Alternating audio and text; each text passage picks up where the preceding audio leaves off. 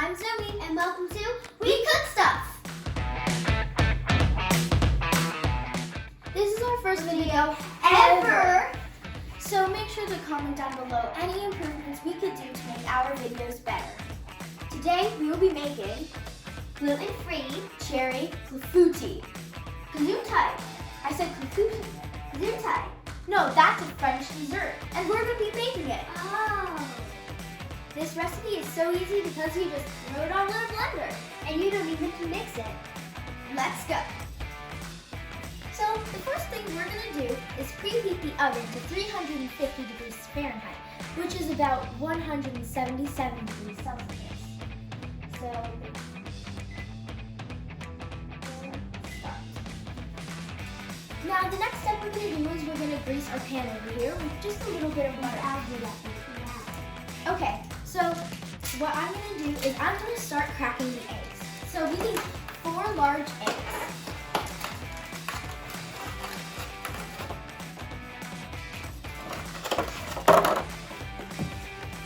I'm just going to crack them right into a little measuring cup. Make sure to remove any shell.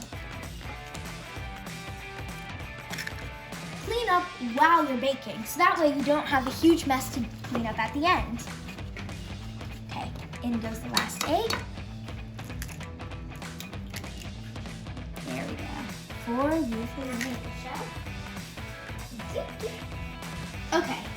Wash your hands after cracking your eggs, because you'll have a lot of egg whites. Because you don't want raw eggs on your baby. That's just uncomfortable. The next thing we're going to be adding is half a cup of sugar. So we have our sugar over here. Just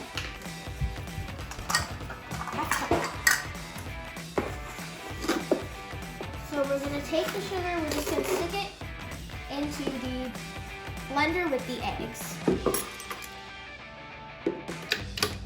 And here's a pro tip. We should have done this before, but we forgot to. Always make sure your spinner is working on your blender before putting anything in it. Okay, so I'm going to quickly wash this, and Lana, you can add the milk. So while she's opening the milk, I'm going to add in 1 tablespoon of this amaretto. And some of you guys may be thinking, amaretto has alcohol in it, and you guys are kids. You guys won't be able to eat this. But actually, all the alcohol will cook out when it's done.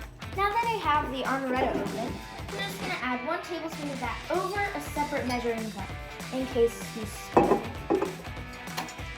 So Lana's already added the milk in.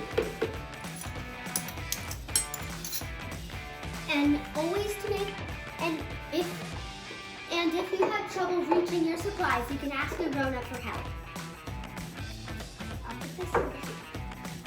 The next thing we're going to need is 3/4 of a cup of gluten-free flour. You don't have to use gluten-free just because our mom's gluten-free. We have to use gluten-free flour. Okay, so after you get the 3/4 of a cup of flour, you're just going to put that right in the blender with everything else. The next thing you need is half a teaspoon of kosher salt. Okay, half a teaspoon? Yep, right here. And then you'll just throw that in a blender. And you have all of your ingredients. Here's a pro tip. Add about a 1/4 teaspoon of xanthan gum if you're using gluten-free flour. So that way your pastry will rise a little bit more. Now we'll just put the lid on the blender and select batters. First, it's always nice to turn your blender on. And then we'll just hit batters. You first have to add in your cherries. Pour your batter in. It's gonna be super duper delicious. And it's a very, very simple dessert that looks super complicated, so you can impress anyone with it. Here's a tip. Well, it's not really a tip. It's kind of something that if you're like younger, if you're like really young and you do not know how to use the oven, get a parent to help you. Yeah. So let's just throw this in the oven.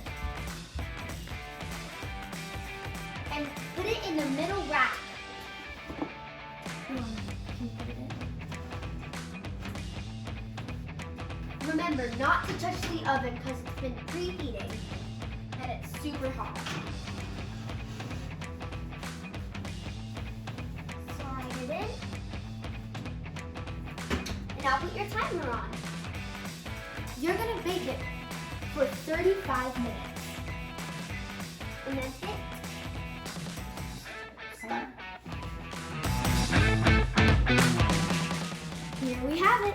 Our beautiful clafoutis is out of the oven and it looks so pretty. All of the cherries have risen to the top. Now to finish it off, we're gonna just put on some powdered sugar.